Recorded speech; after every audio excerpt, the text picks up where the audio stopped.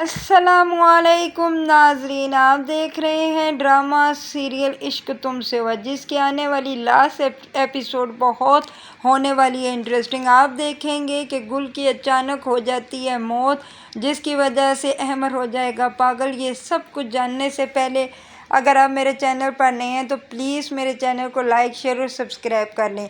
آپ دیکھیں گے کہ جب احمر گھر واپس آتا ہے تو بشریٰ بیگم کہتی ہے کہ احمر ذرا میری بات سننا۔ اس پر احمر کہتا ہے کہ جی اماں کیا بات ہے؟ تو تب وہ کہتی ہے میں تمہیں ایک چیز پہلے ہی بتا دوں، کیونکہ اگر نقصان ہونے سے پہلے میں تمہیں انفارم کر رہی ہوں کہ تم گل کو خود سمجھا لو، کیونکہ گل بالکل بھی اپنے اور اپنے بچے کی پرواہ نہیں کرتی۔ وہ بہت بے احتیاطی کرتی ہے، ہر وقت وہ اسد کو اٹھائے بیٹھی رہتی ہے، جو کچھ اسے کہو وہ نہیں کرتی۔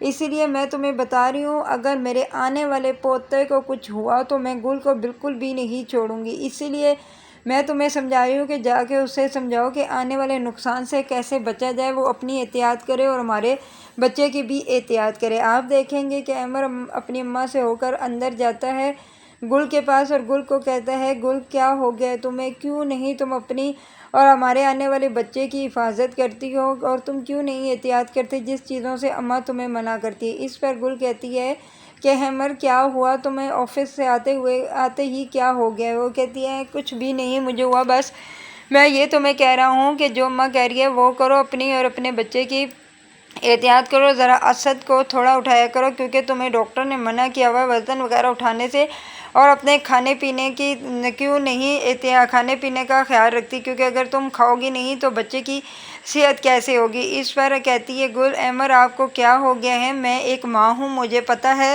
کہ کس وقت کیا کھانا ہے اور کس وقت نہیں کھانا۔ اور خالہ جان کی رہی بات، وہ تو مجھے ہر وقت بس یہی کہتی رہتی ہیں کہ اپنے اور ہمارے آنے والے پوتے کی حفاظت کرو۔ کیا میں ماں نہیں ہوں؟ مجھے نہیں پتہ۔ اس پر احمر کہتا ہے میں جانتا ہوں گل کہ تم ماں ہو، لیکن پھر بھی اگر وہ کہتی ہیں وہ بڑی ہیں، وہ سمجھدار ہیں، تو وہ تمہارے فائدے ہی کے لیے کہہ رہی ہیں، کیونکہ آنے والے نقصان سے تم بچ سکو، نہیں تو تم جانتی ہو کہ اماں کا غصہ کتنا تیز ہے۔ اس پر بشریٰ کہتی ہے کہ تم صحیح کہتی ہو کہ میں اسد کو اٹھائے رکھتی ہوں، کیونکہ اسد کو میرے سوا کوئی اٹھانے والا بھی تو نہیں ہے، اور میں بھی تو اس کی ماں ہوں نا۔ اگر میں بھی اس سے سارا احتیاط میں اس کے سر سے ہاتھ اٹھا لوں گی تو پھر اس کا کون خیال رکھے گا؟ اس لیے میں احمر کہہ رہی ہوں کہ ایسے کچھ بھی نہیں ہوتا۔ احمر کہتا ہے کہ بس کرو گل، ہر وقت تمہیں اسد کی رٹ لگائی رکھتی ہو، اور جو اماں کہہ رہی ہیں وہ کوئی غلط کہہ رہی ہیں، ٹھیک ہی تو کہہ رہی ہیں۔ مجھے لگتا ہے کہ واقعی تم ہمارے آنے والی بچے کی بالکل بھی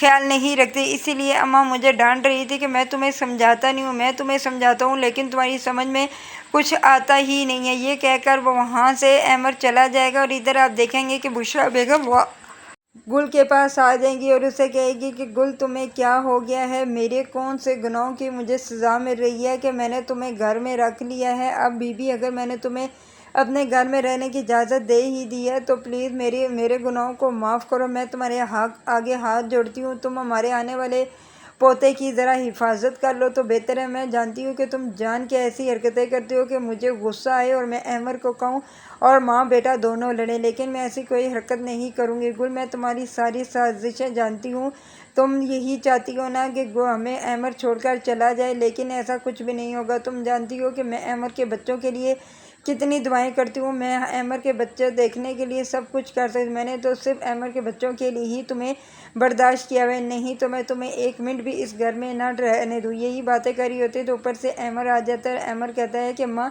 کیا ہوا؟ آپ گل سے کیا باتیں کر رہی ہیں؟ تو اس پر کہہ رہی ہے کہ میں کچھ بات نہیں کری، میں بس یہ کہہ رہی ہوں کہ گل اپنا اور اپنے بچے کا خیال رکھا کرو، ٹائم پر ریسٹ کرو، ٹائم پر کھاؤ تاکہ تم اور تمہارے بچے کی صحت اچھی ہو جائے۔ اور رہی بات اسد کی، تو اسد کو اب چھوڑ دو، اسے میں ہی دیکھ لیا کروں گی، کیونکہ میں جانتی ہوں کہ اس کا وزنی ہو چکا ہے، تم اٹھا نہیں سکتی، ڈاکٹر نے تمہیں سختی سے وزن اٹھانے سے منع کیا ہے۔ اس پر احمر کہہ رہا ہے کہ گل امی ٹھیک ہی کہہ رہی ہیں، آج سے امی خود ہی اسد کا خیال رکھیں گی اور اس کے کھانے پینے کا، بس تم ریسٹ کرو تاکہ ہمارا بچہ صحت مند پیدا ہو سکے۔ یہ کہ وہاں سے گل کو غصہ آ جاتا ہے اور وہ وہاں سے چلی جاتی ہے۔ ادھر آپ دیکھیں گے کہ گل غصے میں کھڑی ہوتی ہے تو اس کے سسر یعنی کہ صدیق سب گل کو دیکھتے ہیں اور کہتے ہیں کہ گل بیٹا کیا ہوا؟ تمہیں کیوں غصہ آ رہا ہے؟ تو وہ کہتی ہے کہ کوئی بات نہیں، ویسے ہی خالو مجھے غصہ نہیں آ رہا، بس ان عمر اور خالہ جان کی باتوں پر مجھے تعجب ہو رہا ہے کہ ان لوگوں کو کیا ہو گیا ہے، یہ چھوٹے سے بچے سے اتنی ضد کیوں کر رہے ہیں۔ آپ جانتے ہیں نا کہ آپ کے سوا میرے سوا کوئی بھی اسد کو نہیں دیکھتا، تو پھر اگر میں بھی اس پر پوری توجہ نہیں دوں گی تو پھر اس کو کون کھلائے گا اور کون اٹھائے گا۔ تو اس پر آگے سے وہ کہتا ہے کہ تم ٹھیک کہہ رہی ہو بیٹا، تم پریشان نہ ہو، میں خود بشریٰ سے بات کروں گا کہ وہ پاگل تو نہیں ہوگی کہ تمہیں ایسا کرنے پہ مجبور کر رہی ہے۔ یہ آپ دیکھیں گے کہ جب وہ بات کرتا ہے بشریٰ بیگم سے تو بشریٰ کو بہت غصہ آ جاتا ہے اور وہ کہتی ہے کہ اب میں اس گل کی بچی کو بالکل نہیں چھوڑوں گی، ایک دفعہ ہمارا بچہ ہو لینا چاہیے، اس کے بعد دیکھنا میں اس کو ایک پل بھی اس گھر میں ٹھہرنے نہیں دوں گی، یہ جانے اور اس کا بیٹا اسد جانے۔ ادھر آپ دیکھیں گے کہ عامر اندر گھر میں آتا ہے اور اسے گل کو کہتا ہے کہ گل مجھے معاف کر دو، میں جانتا ہوں کہ تمہیں میری باتوں سے غصہ آتا ہے، لیکن میں کیا کروں، مجھے اماں یہی کہہ رہی ہیں کہ تم احتیاط نہیں کرتی، اس لیے میں تمہیں سمجھا رہا ہوں کہ بس تھوڑے سے دن رہ گئے، اب تم احتیاط کرو تاکہ تم اور تمہارے بچے پر کوئی بھی نقصان یا مشکل وقت نہ آئے۔ اس پر وہ کہتی ہے کہ عامر میں یہی آپ کو بات سمجھانا چاہتی ہوں کہ میں بھی اس بچے کی ماں ہوں، میں بھی جانتی ہوں،